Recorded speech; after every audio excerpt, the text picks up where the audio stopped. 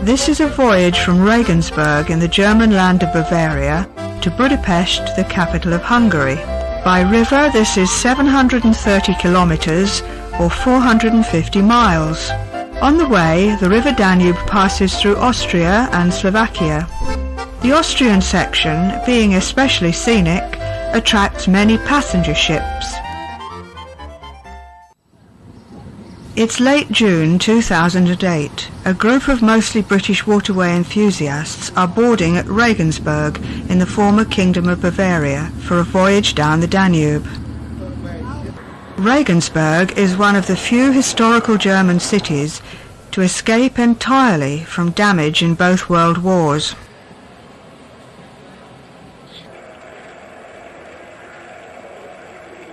This medieval stone bridge, with its many small arches, made Regensberg the upper limit of commercial shipping on the Danube, until building of the Main-Danube Canal caused the construction of a short bypass canal at the edge of the historic town centre.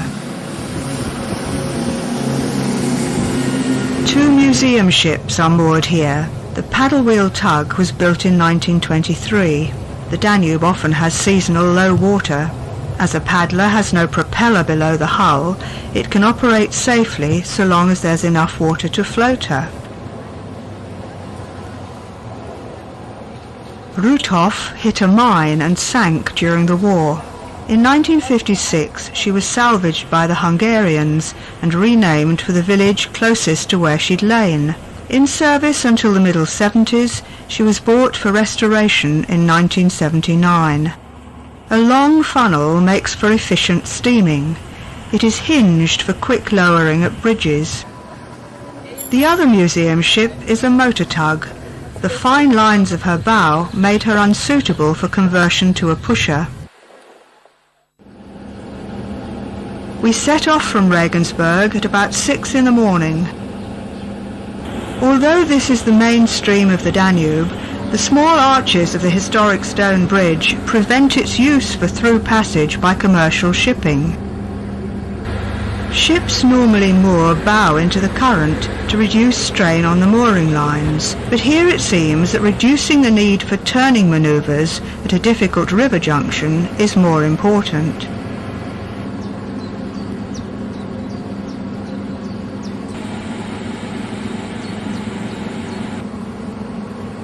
Now we come to the confluence with the River Regen. Through traffic from the Main-Danube Canal uses a short length of this river, plus a short canal, to bypass the historic stone bridge.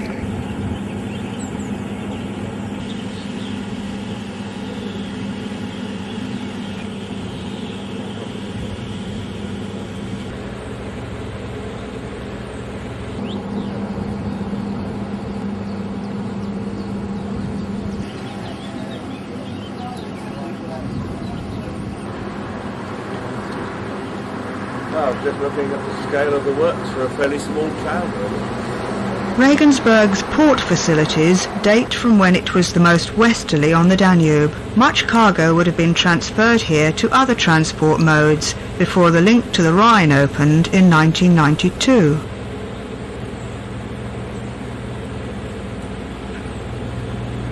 Kilometre 2374. It's 1,474 miles to the Black Sea.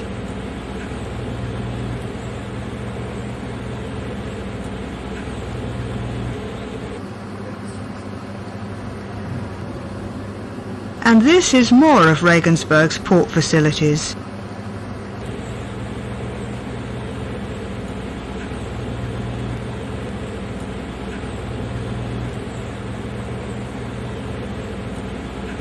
On the left bank ahead is Valhalla. Built for King Ludwig I in 1842, it contains busts of 191 illustrious Germanic persons, regarded as the founding fathers of his country, plus a large statue of himself. Time now to go below to breakfast. The buffet aims to please all. Cooked items keep hot under cover. As at all meals, there's a free choice of seating.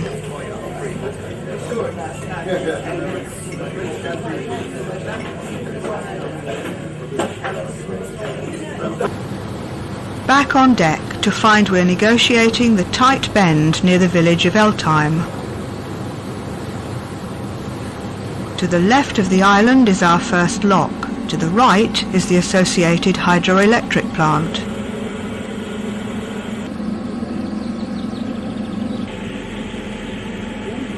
We'll be sharing the lock with a German motor barge. Control from the starboard mini-panel gives the best views, both forward and aft. The top gates are closing behind us. Elegant lady carries a spare propeller, just in case. She flies the Bulgarian flag and has an all-Bulgarian crew. We descend in company with Corona 1 of Worms on the Rhine.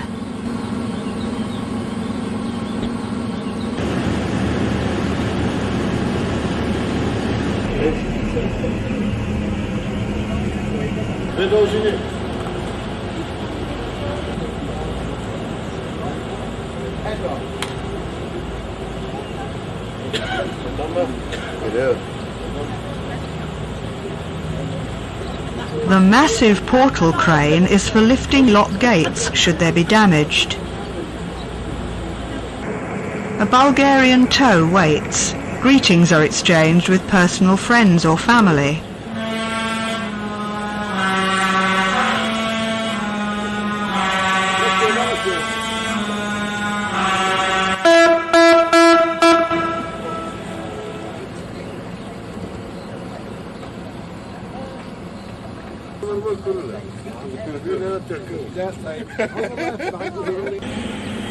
After 28 kilometres, 18 miles of similar flat scenery, comes the next lock.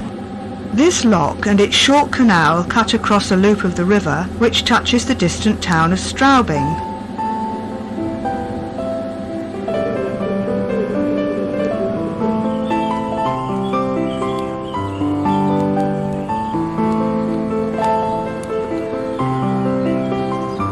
This says 8 kilometres, 5 miles have been lost due to the short cut.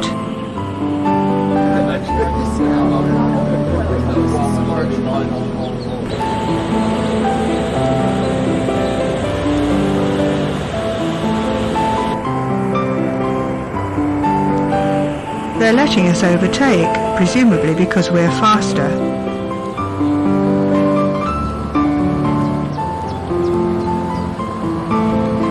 Beyond the bank is the river and the hydroelectric generating station. With virtually no current, the lock cut is ideal for rowing practice. Pardon our wash, ladies. We rejoin the river. Training walls may provide a good place for fishing, but are built to prevent the current eroding the bank.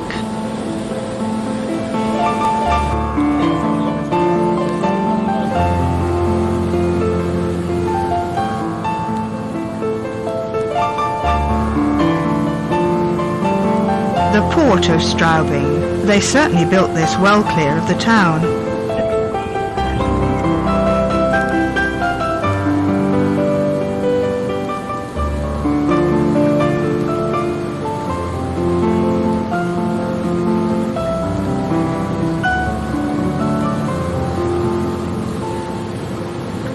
It's a navigation beacon.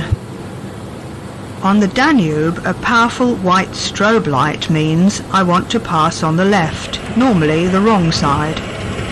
Another Bulgarian tow.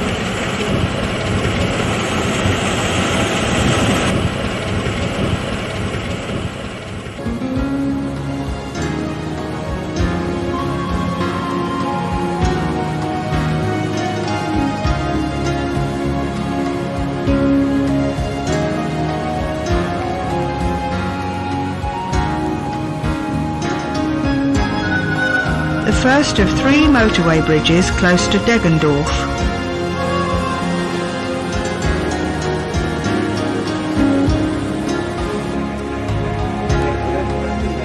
There's no wheel in the wheelhouse. Steerable propellers are remote controlled by 2 small swivelling levers. Ahead, Deggendorf railway bridge is one of the lowest on the Danube. Our wheelhouse has been lowered hydraulically to pass beneath.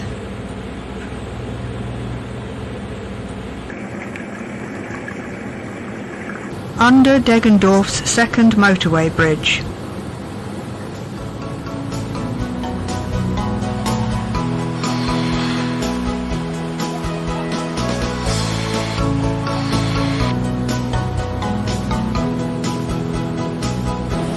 A strong wind is making it difficult to hold the camera steady.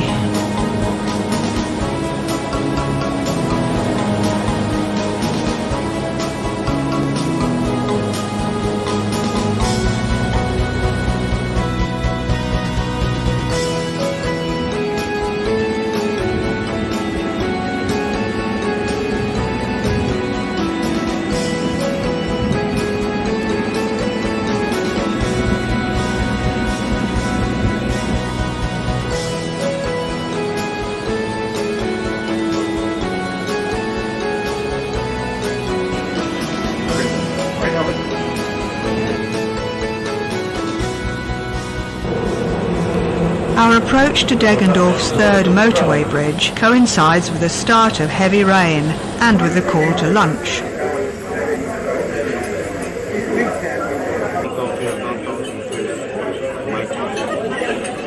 While everyone's at lunch, the receptionist can vacuum the lobby in peace.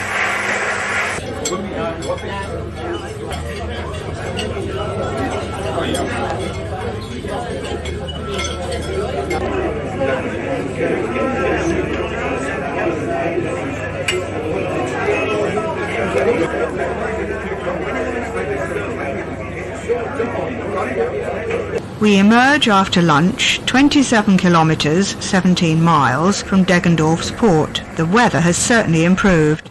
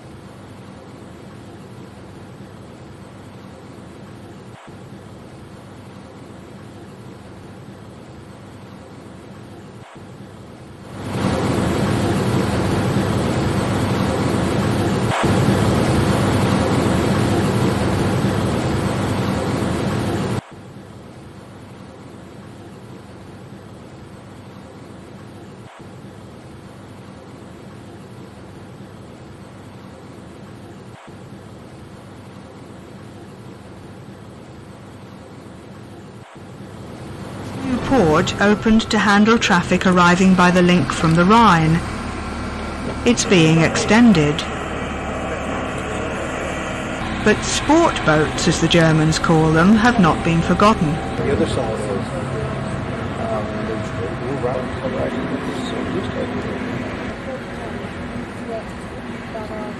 Elegant Lady has slowed right down to allow Corona 1 to pass and enter the lock before us. We shall be turning to moor well before the following lock. The head of the weir and part of the hydroelectric works. A second signal to say which lock chamber to use. Above Cacklet Lock is a waterway maintenance depot. Several workboats are at home. The deckhands are preparing the port mini panel.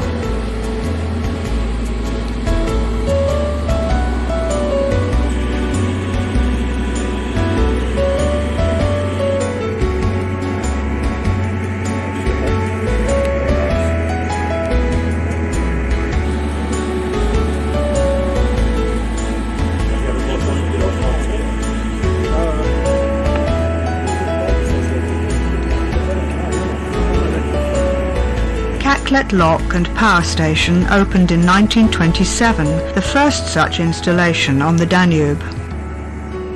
The bridge carries cables conveying up to 52 megawatts, generated without releasing any carbon dioxide into the atmosphere.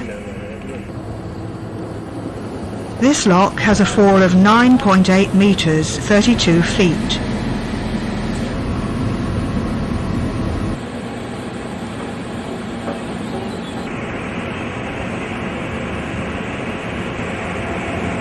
Another Bulgarian tow. We're approaching the central historic area of Passau, one of the main magnets for Danube cruise ships. St. Stephen's Cathedral on the hilltop claims the world's largest pipe organ. The trip boats pier just happens to be vacant as we pass.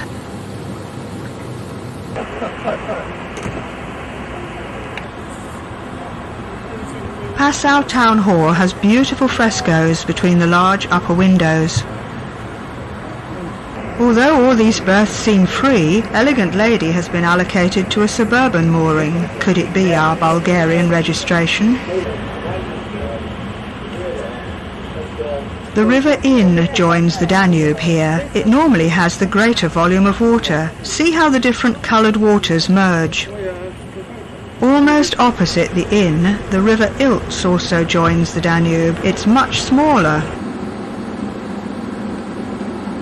About a mile below the meeting of the three rivers, we turn to moor at suburban Lindau.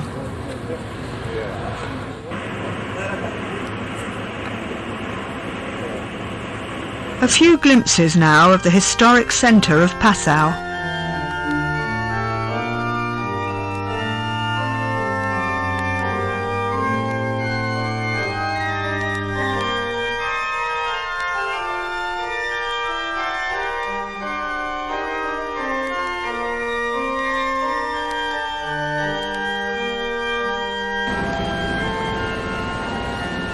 Elegant Lady has returned to the historic area for just long enough to pick up those who'd taken advantage of the specially arranged road transport into town.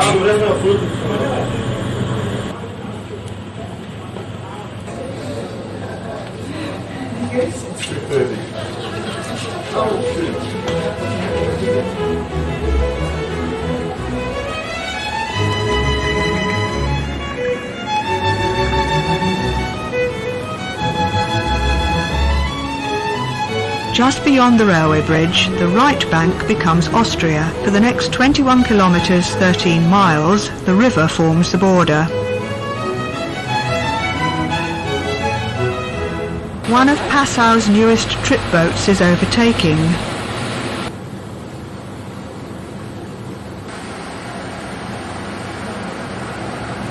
As lunch coincides with a scenic section, we'll show you film of it made earlier, on a different ship.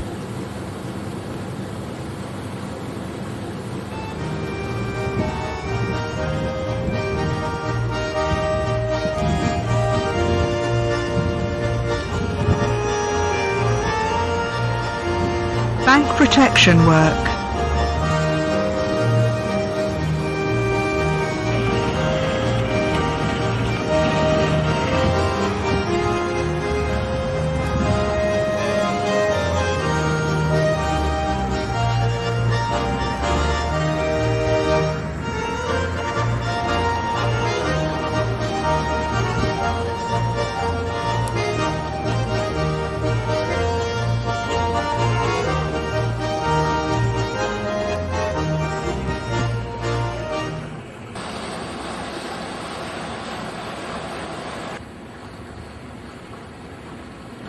The trip boat's about to return to Passau. It's still lunchtime, between courses in fact.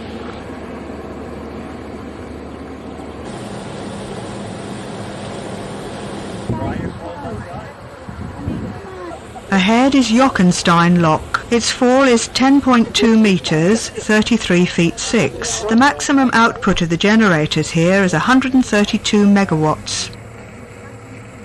A display of river depths at different places. The top gate closes vertically. We're sharing this lock with a swan. The other lock chamber has just raised this one boat. A tensioned cable just above the lower gates protects them should a ship misjudge its stopping. The arm is lifting it clear.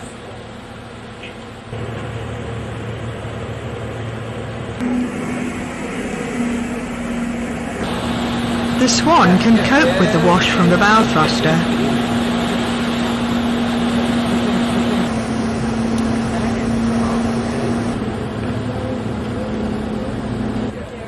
Just below the lock, the shrine on this rock was provided to drive away the evil spirit said to live on it.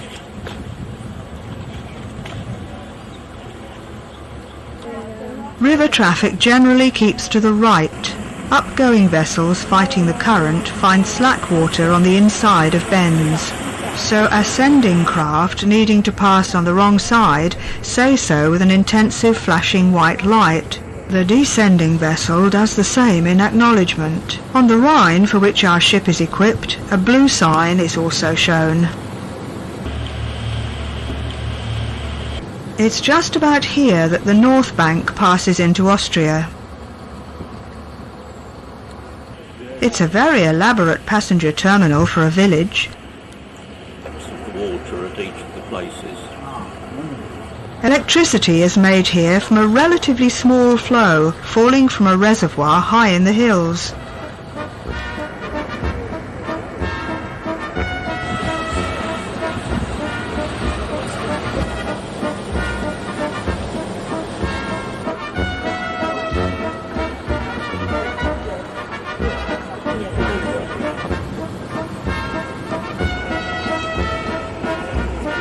One of the most convoluted lengths of the entire Danube lies just ahead.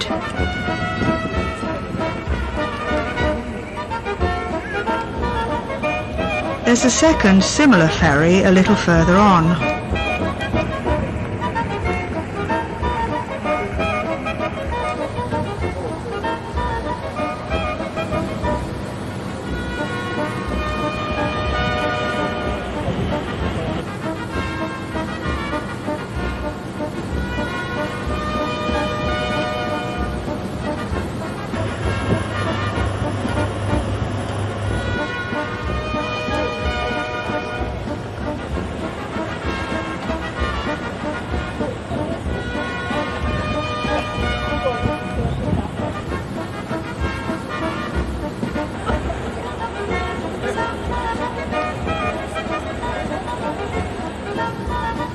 The almost level roads along both banks make very popular cycleways.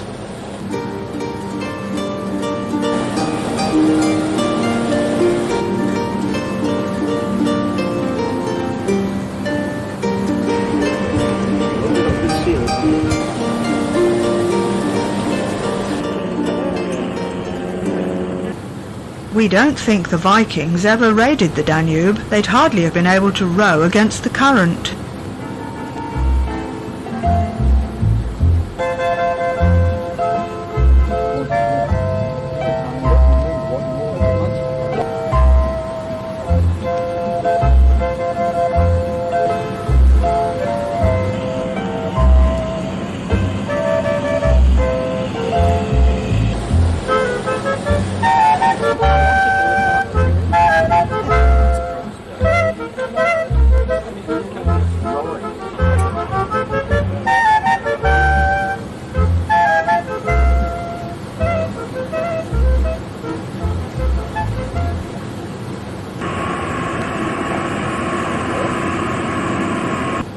Soon Arschach lock appears. A dredger is working above the turbine intakes. This lock has a much greater fall than any encountered so far, 15.9 metres, 52 feet. We'll share this lock with something rather larger than a Swan, 2 other ships in fact.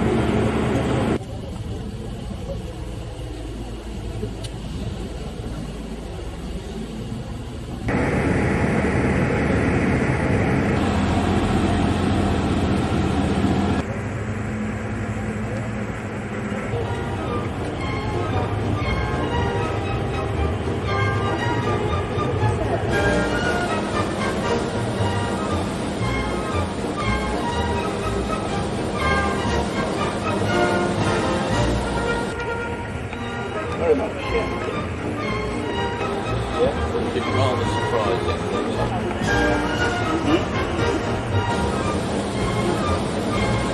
Along here, the river's banks had to be raised when the next lock was built.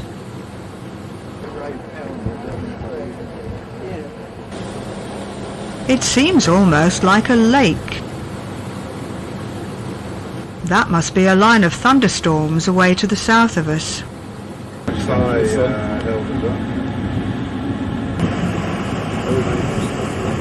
Riding quite high in the water, this cargo is probably grain.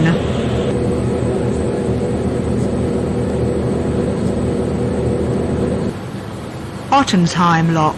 The water falls 12 metres, 39 feet through the turbines here, generating up to 180 megawatts of nice green electricity.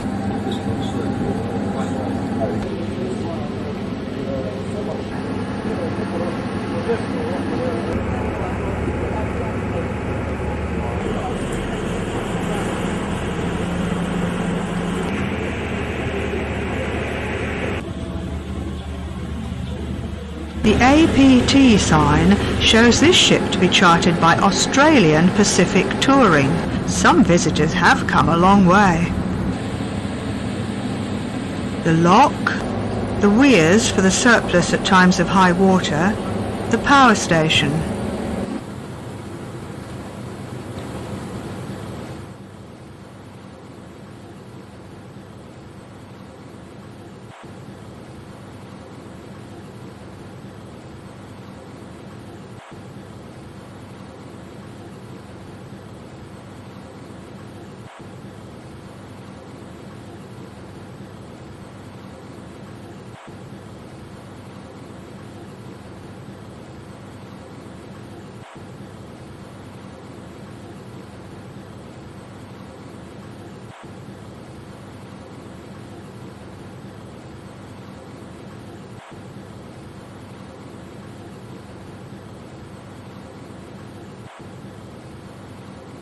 Already here is sister ship Esmeralda. She's hosted Waterways World Cruises in previous years.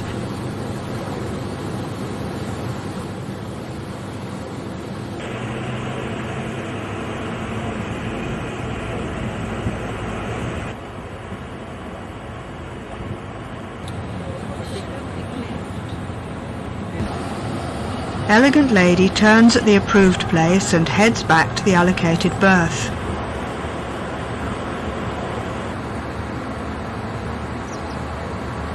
The trams are almost new. They have no less than 7 articulated sections to negotiate sharp bends.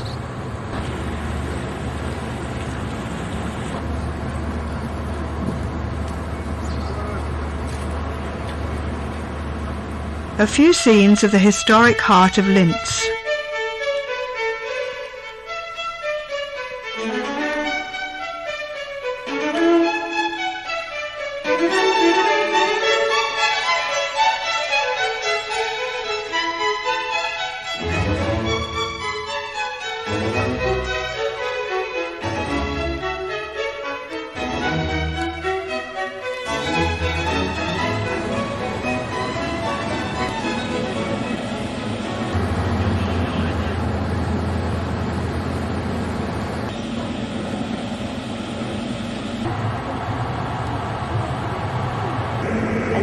All the time cruising. But On leaving Linz, we turn close to paddle steamer Schönbrunn. Built in 1912 and now owned by the Austrian Society for Railway History, she's used in conjunction with rail tours and is available for charter by groups of up to 900. Leaving the city centre astern, we pass some modern sculpture by the riverside promenade. Originally a railway bridge, its main use now is for road traffic. The Postlingberg hill is surmounted by a pilgrimage church with twin towers.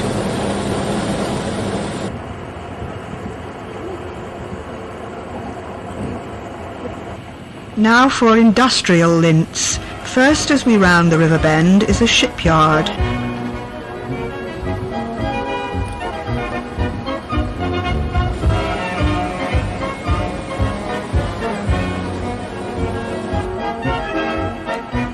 mix of relatively small industries plus a container terminal.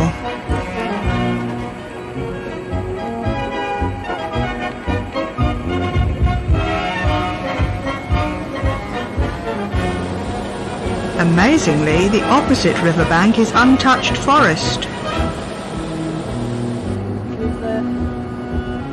This basin serves a large chemical works, but the largest industry of all is the steel works. Founded by the Nazis to make steel for weapons, it was, for long, beyond the range of Allied bombers. But across the river is open country.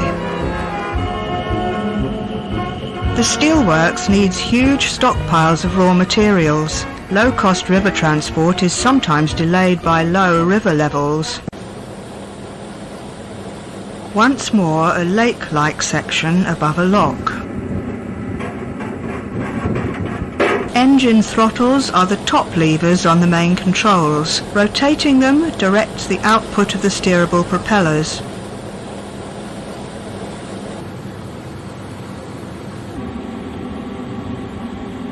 Those giant chains will raise the top gate. This Abwinden lock will lower us 10.7 metres, 35 feet. With so great a fall, there's no need to raise the arrestor wire.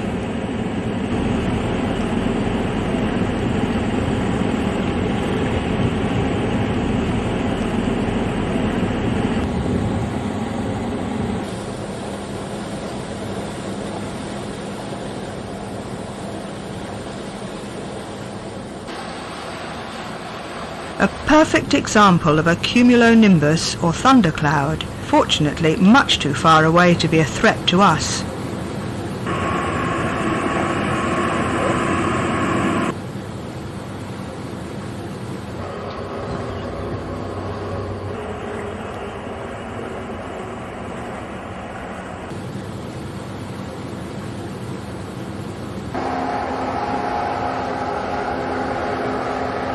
This is the port of Enns, a big town out of sight to the south of us.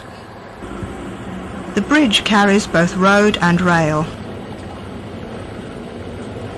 Extracting sand economically close to low-cost transport.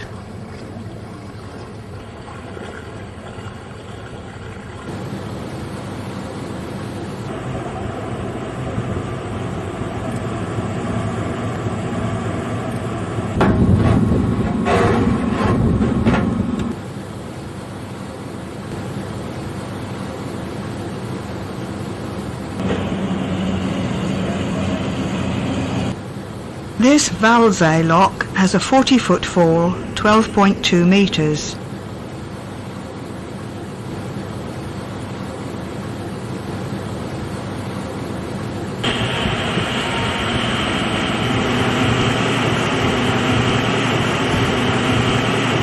Schloss Walsee is now used as a hotel. This is a self-powered ro-ro barge carrying semi-trailers and trade cars. Willibet's lorries are frequently seen on the motorways of southern England.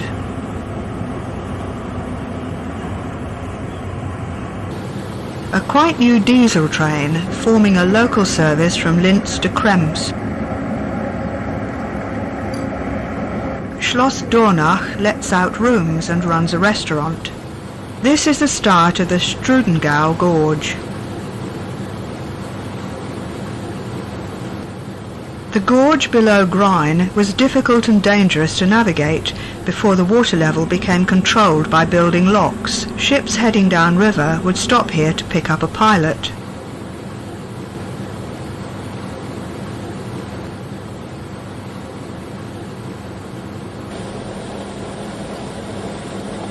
The current swirling past a projecting rock formed a whirlpool here until the rock was blasted away.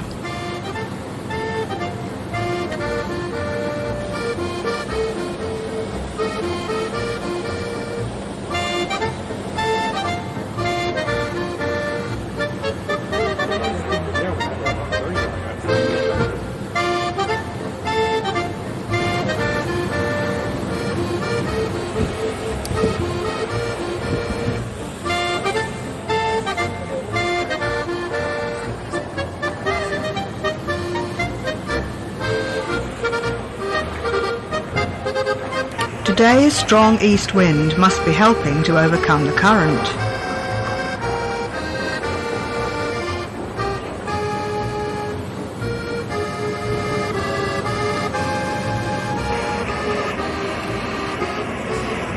If the stacked round timber were allowed to dry too quickly, it would warp and crack. Ebb's Lock has a dramatic setting in the shadow of Schloss Persenburg. Originating in the 10th century, it still belongs to the former Royal Habsburg family. The top gate here is moved by a huge hydraulic ram. This lock is different. We are able to look down on the waters swirling from the turbines while still moving down to the lower gates. One does wonder how many objections there were to building the lock just below the castle. Opened in 1958, raising the water level right back through the Strudengau Gorge would have put the pilots of Grein out of work.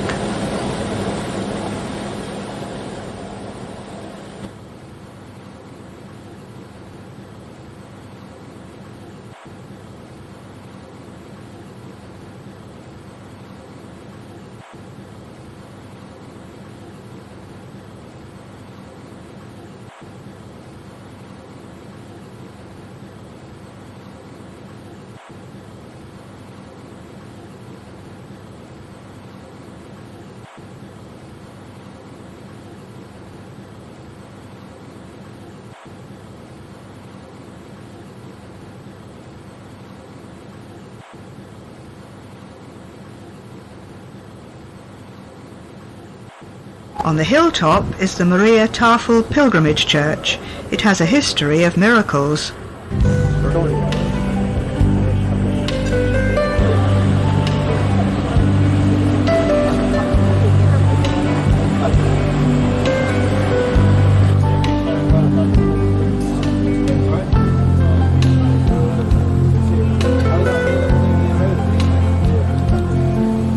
The town of Perklan is hidden behind its large grain silo.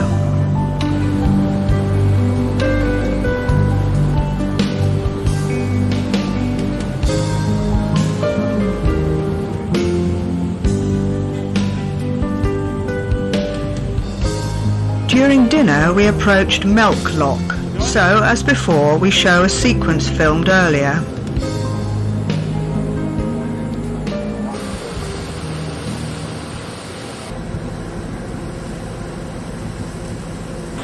Rising in the other chamber, the ship carries the family car for shopping and other trips ashore.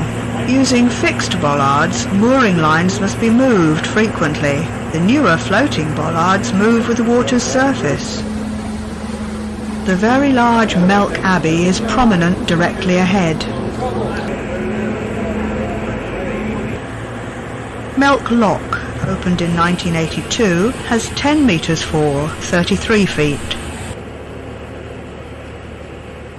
As usual, we turn to moor facing upstream. This reduces the strain on the mooring lines as the current divides round the point of our bow. A Ukrainian cruise ship is already here.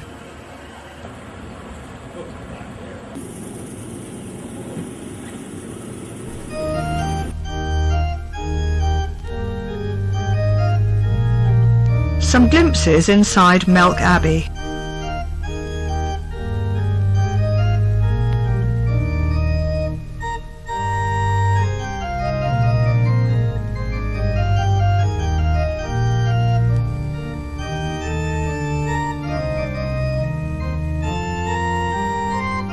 The abbey looks over Melk town.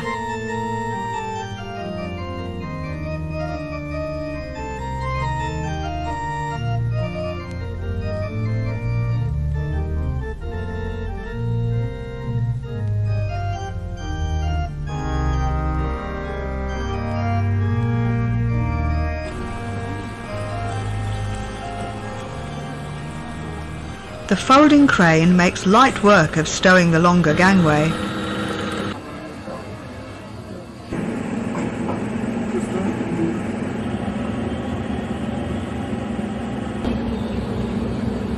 The bow thruster helps us turn.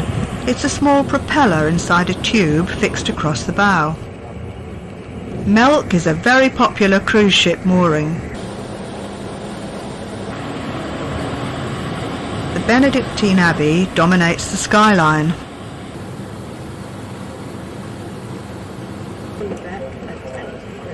Schönbühel Castle guards the entry of the Wachau Valley. There's been a castle here since 1100 and something, but this one dates from the early 19th century. A mile or so beyond the castle, the monastery also offers accommodation to the visitor.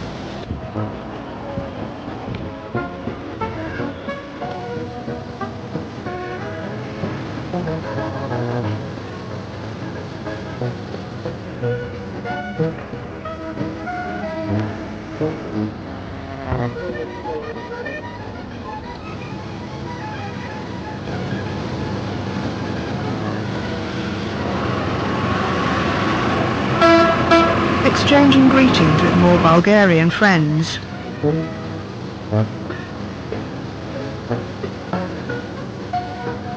Vines are appearing on the slopes.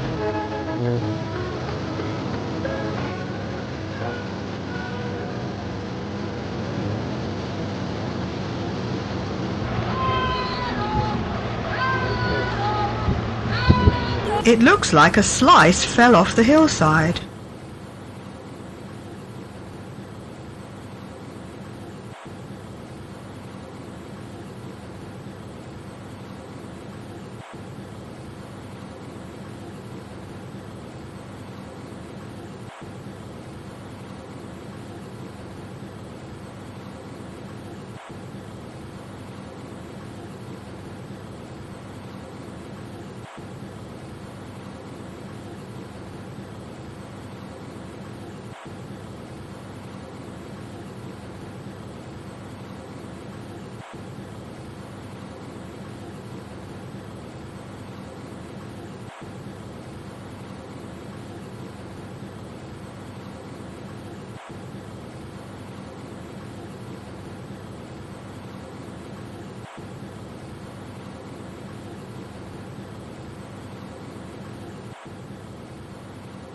Maritime containers are seldom seen on the Danube.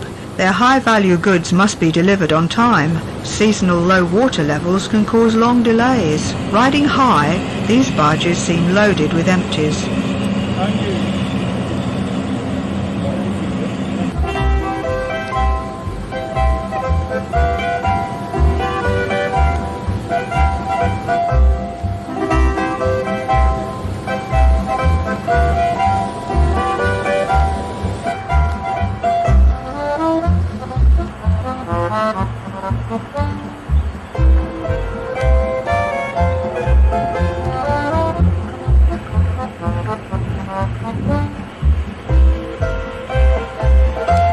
Up on the ridge, Dürnstein Castle had held Richard the Lionheart prisoner, while closer to the river, the Augustine Abbey holds a prominent position.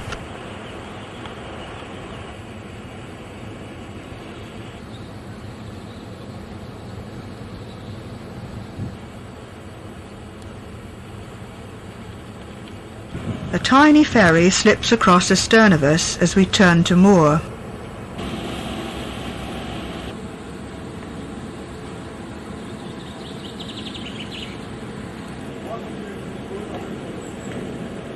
A few scenes in Dürnstein village.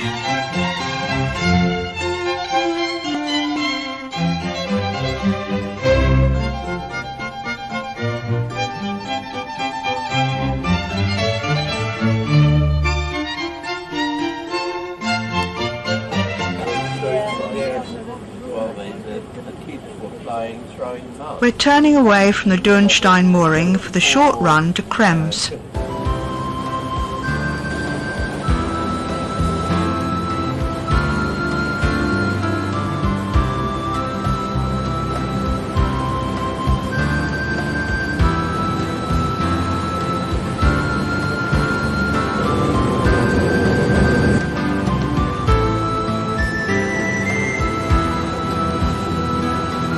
The towers of Stein are already in sight.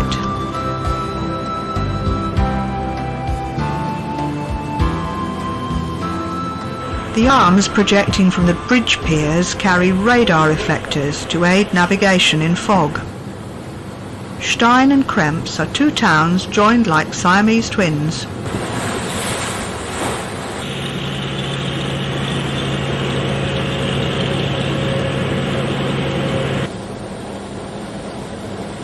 Stein is the historical section with two large churches. We turn to Moor at about the point where Stein becomes the larger, busier Krems.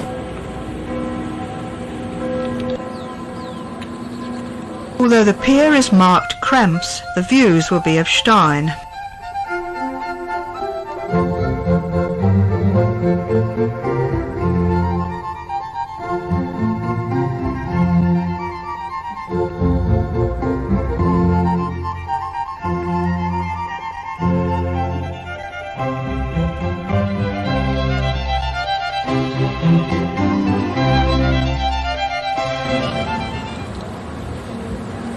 We're leaving Krems, or is it Stein?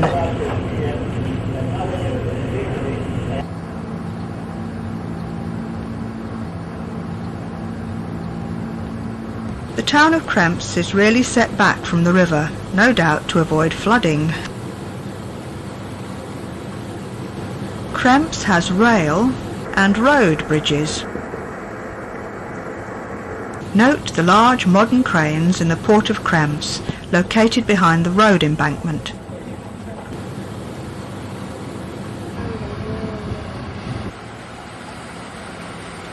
Astern, the skyline silhouette of Gertvig Monastery, while in contrast, ahead is Thies Power Station.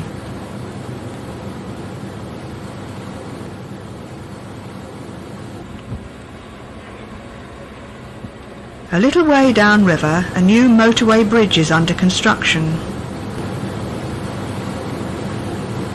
And there's a major new power line being built.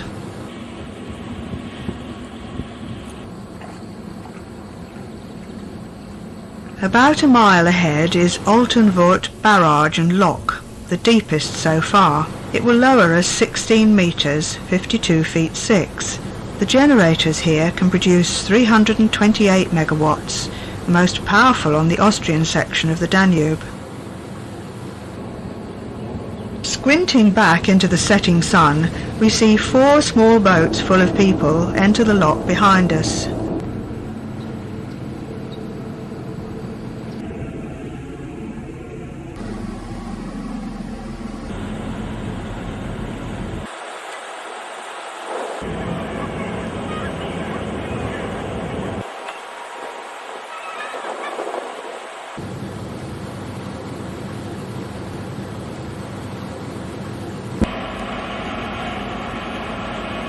Ahead is Zwentendorf Nuclear Power Station. Although completed, it wasn't brought into use. That was the decision of a local referendum. We wonder why a nuclear power station needed a chimney.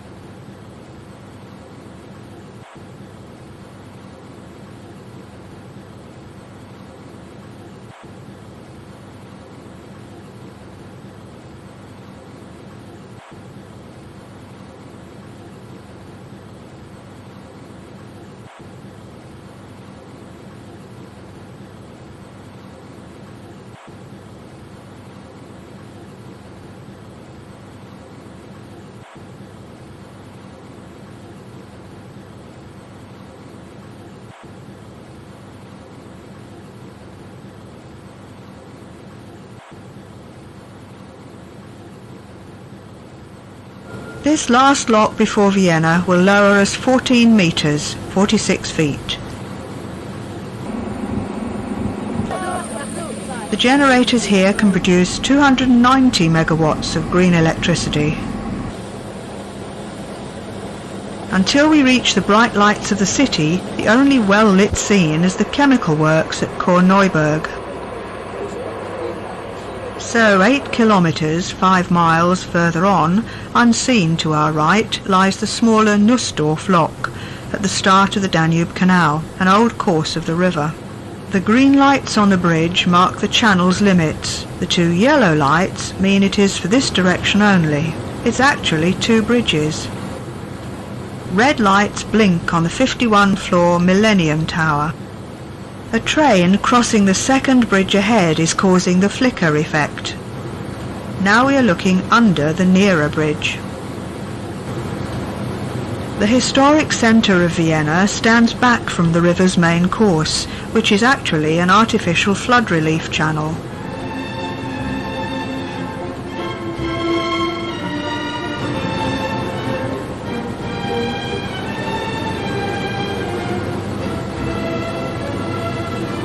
Out there in the darkness, a ship is approaching to starboard, the wrong side, so we're both flashing our white lights.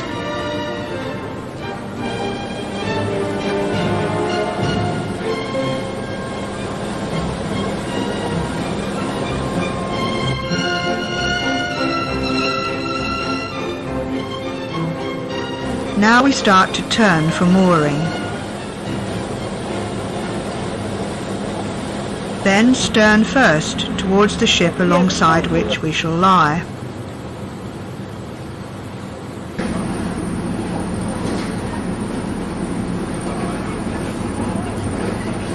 Archive film now of a ride along the ring road round Vienna.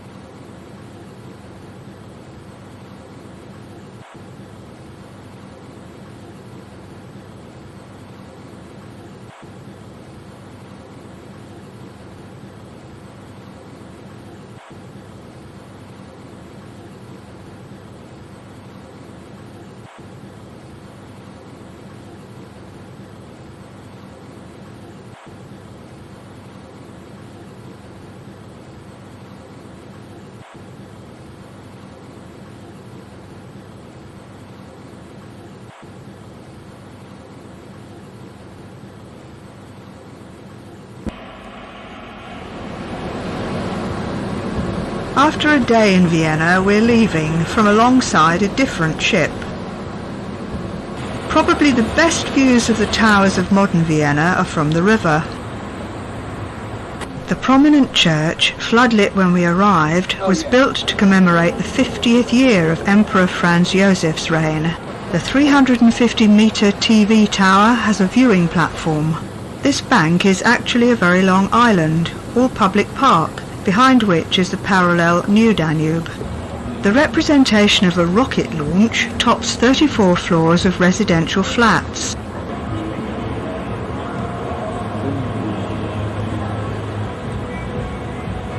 Might this eye be the watch on the Danube?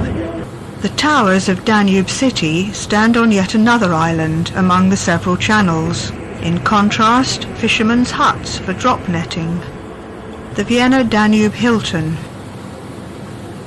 Still under construction, this bridge will carry a new line of the U-Bahn metro system.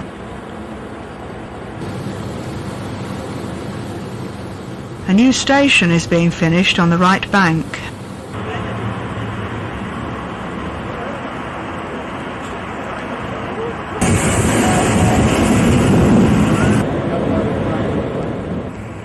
The South Railway Bridge is being painted.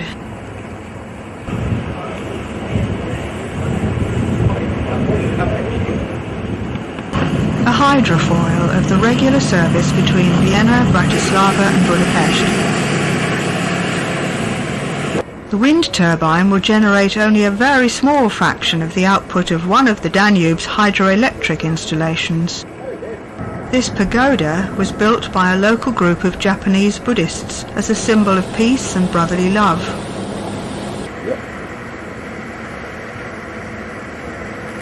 From the shadow of a wind turbine, we see the delivery journey of the shell of a new motor barge. It's more economical to build them in Eastern Europe and fit out in the West. As well as rail and road access, the newly opened Freudenau container terminal is beside the Winterhafen, unseen on its far side.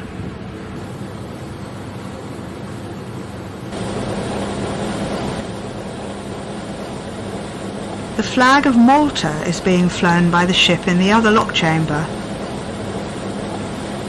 The newest of the Austrian locks, it opened in 1997, Freudenau will lower us about 10 metres, 33 feet.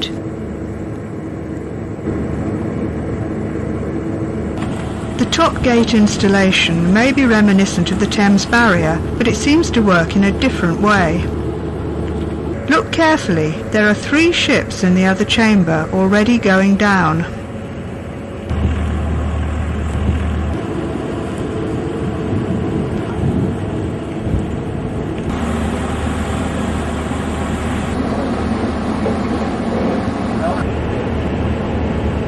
What can this be? This installation features some imaginative bridges.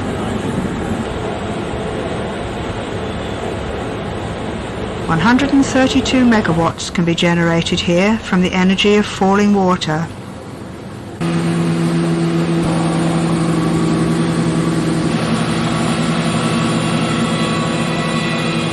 This type of Soviet-built hydrofoil has a cruising speed of 33 knots and just over 1,000 horsepower. This is typical of the Middle Danube, continuous trees along both sides. Their roots bind the banks together. Erosion can cause trees to fall into the river. Floating downstream, they are a hazard to small craft.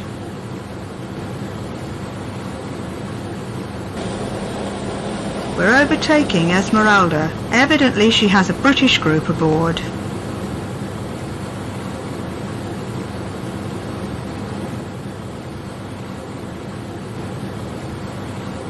Named for the Tatra Mountains, she must be Slovak. We can't identify the flag.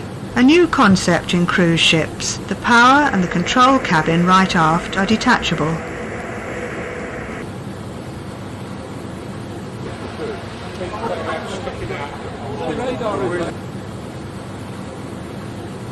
The setting of this palatial building is slightly marred by the low railway viaduct in front of it. That's a castle ruin on the hilltop.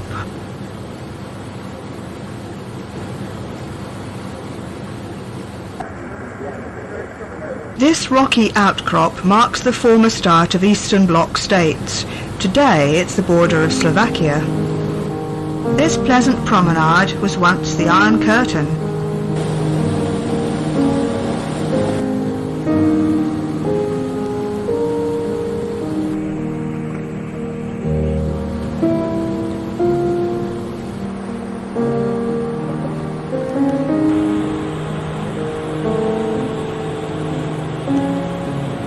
We're arriving in Bratislava, capital of Slovakia.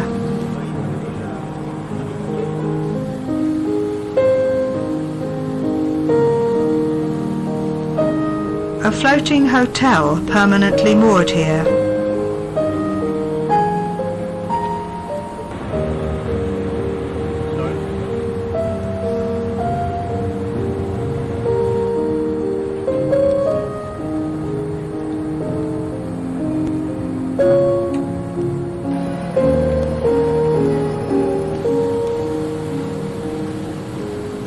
The tower of Novi Most, New Bridge, is topped by a restaurant.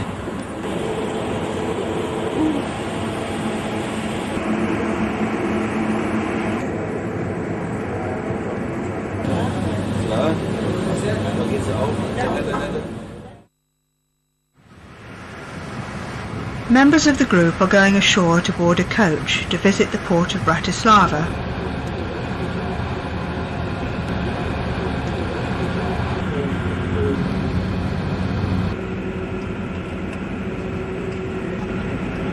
Passing briefly through the new district south of the river, we cross back by the Apollo Bridge.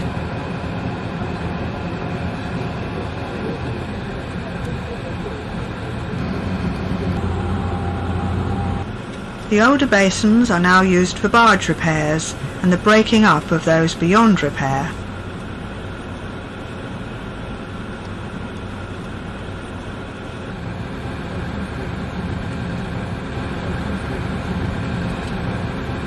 There's a large container terminal, but it only transfers them between road and rail. The river below Bratislava is often affected by low water or by flooding. The high-value goods in containers cannot risk such delays. Next, the heavy lift facility. 2 large portal cranes can each lift 300 tons. Working together, they can lift 560 tons. But today they seem to be keeping in practice unloading a cargo of steel plates.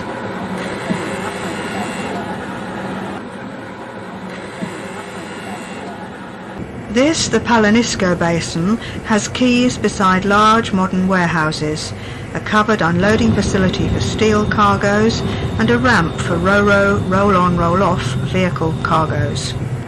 Beside the river, unseen from here, lies the petroleum quay, connected by this pipeline bridge, but visiting groups aren't welcome there.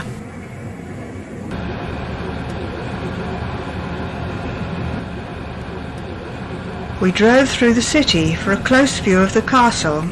It was closed for renovation, but there are extensive views from outside.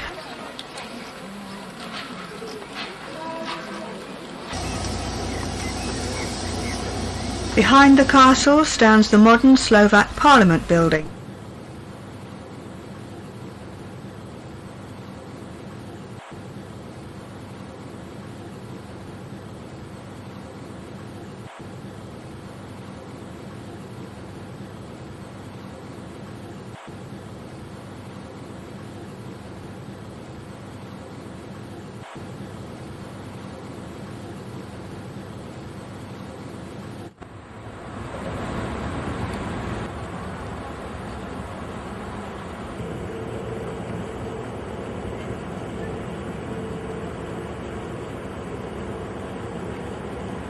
Behind the passenger terminal is the Slovak National Museum. For many post-war years, this was Bratislava's only bridge. A new commercial centre is being built, well to the side of the historic part of the city.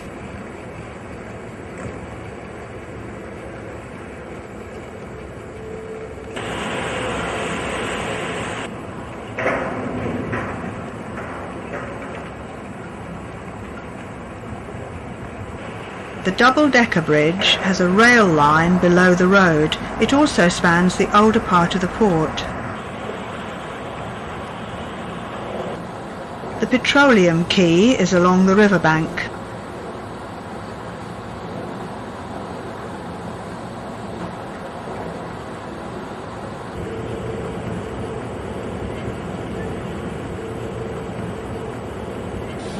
We're not at sea, but on a man-made lake formed by the construction of the Gabčíkovo Dam and Lock, about 32 kilometres, 20 miles ahead.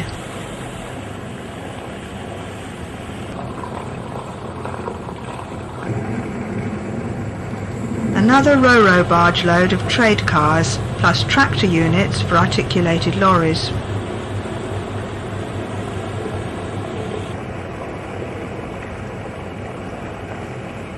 This would be in danger of sinking if it really was at sea. She's Romanian or just possibly Belgian.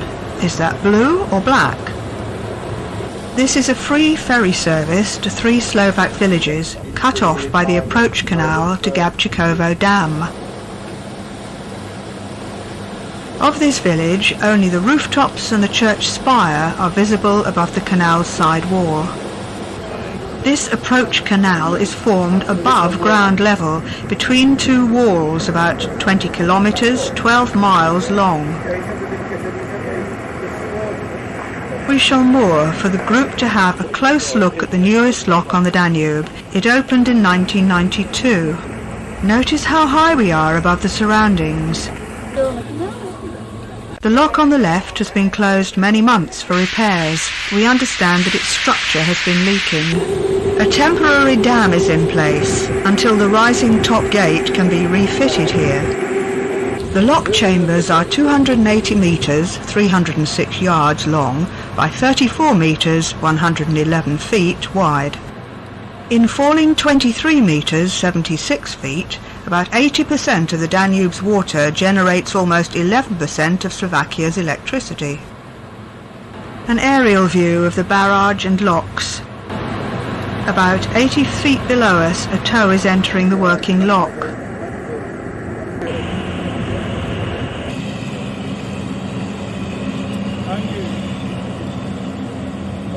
And later leaving the lock.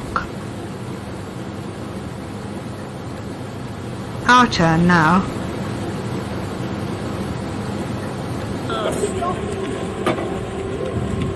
The net is part of the arrestor device in case a ship stopping is misjudged.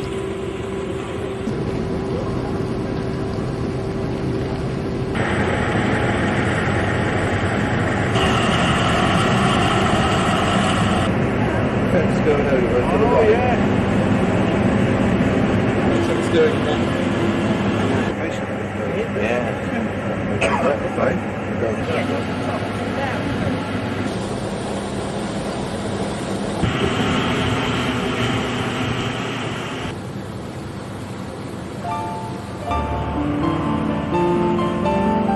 Here we rejoin the natural course of the Danube.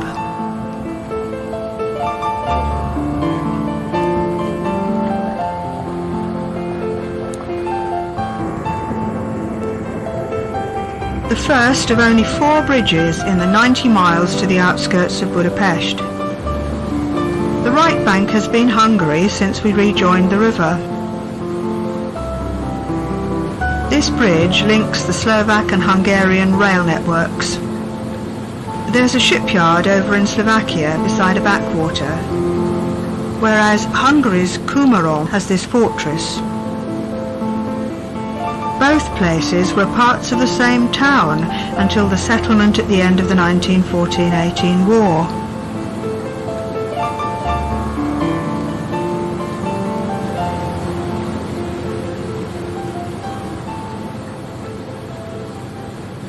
The port of Komárno is on the Slovak side of the river.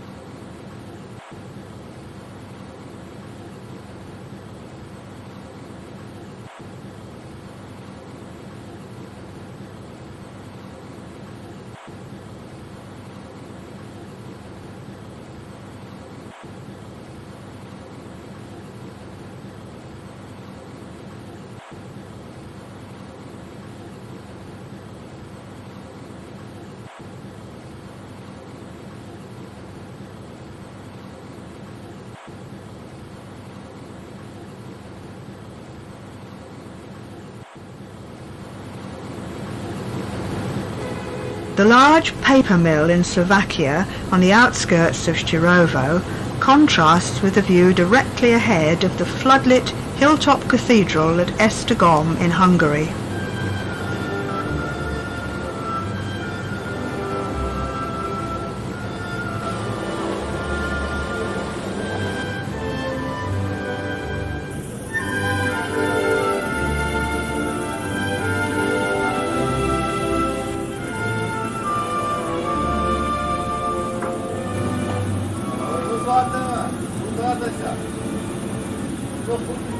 Some scenes ashore in Esztergom.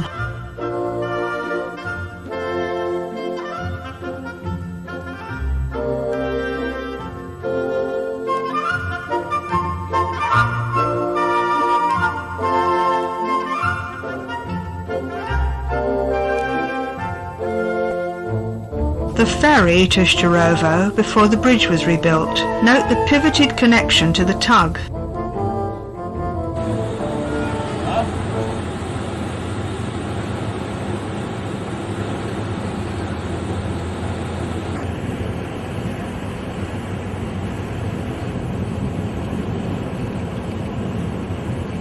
Destroyed in the Second World War, the international bridge wasn't rebuilt until 2001.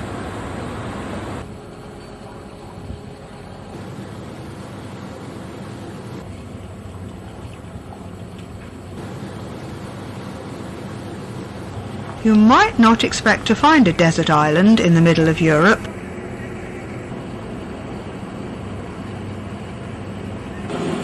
This small river is where the left bank also becomes Hungarian.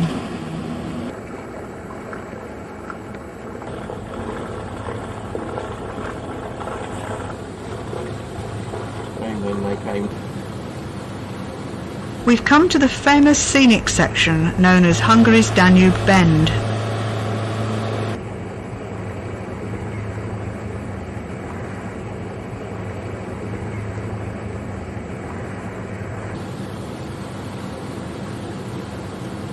This will be a Eurocity Express from Prague to Budapest. A dam and lock were planned for this area at the same time as those at Gabčíkovo, but after the fall of communism, Hungary abandoned the idea. Such huge projects were associated with the former regime.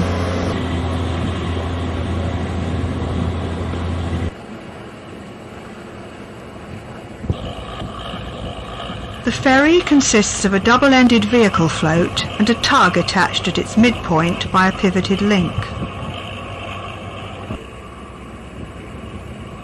A former Hungarian royal palace at the foot of this hill became a ruin during the Turkish occupation in the 16th century. Elegant lady will moor here for an excursion by coach to the open-air Museum of Rural Buildings near Szentendre.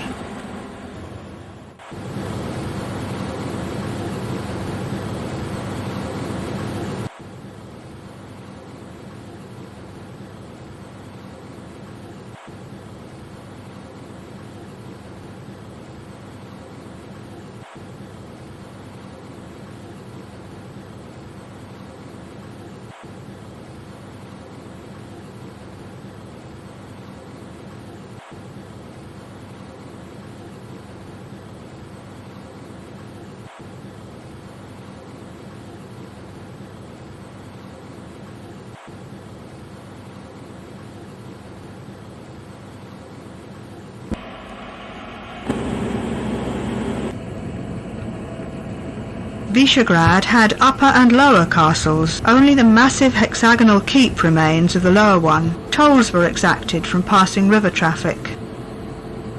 On our right, the start of the channel behind Szentendre Island. It's about 18 miles, 30 kilometres long.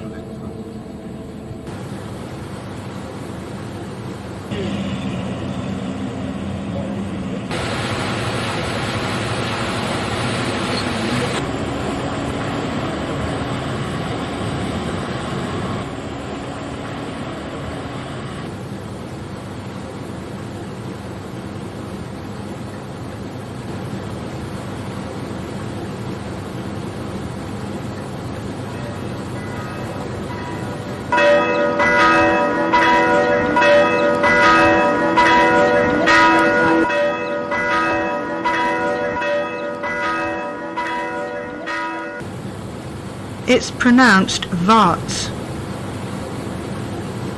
One of two vehicle ferry routes to Szentendre Island.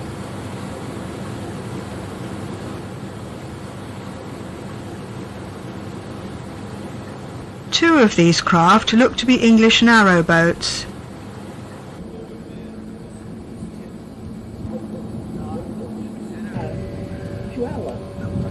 8 miles on, this is the other vehicle ferry from St Hendry Island.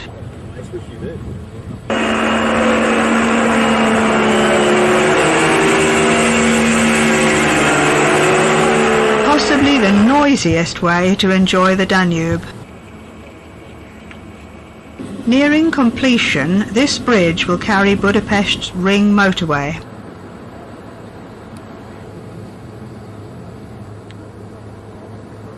Just discernible, the downstream end of St Hendry Island. Budapest looks its best from the river in daylight, so we'll show you the highlights from an earlier through passage.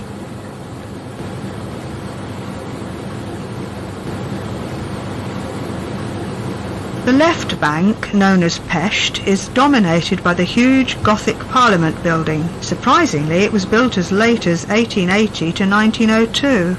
Squinting into the low afternoon sun, on the Buda side are St Anne's Church near the river bank, the Matthias Church on the hilltop, and the Calvinist Church also by the river. Away in the distance is the green dome of the Royal Palace on Castle Hill.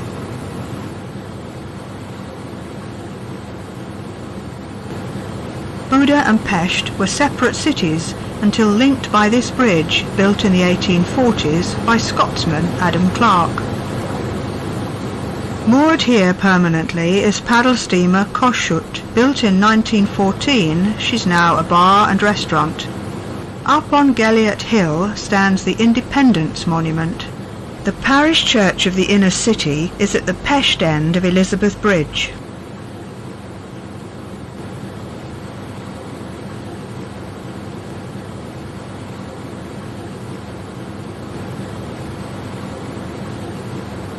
Well, let's return to the evening arrival in darkness. A tram crosses Margaret Bridge. The floodlit Gothic Parliament building is beyond. The chain bridge links Parliament to the Royal Palace on Castle Hill.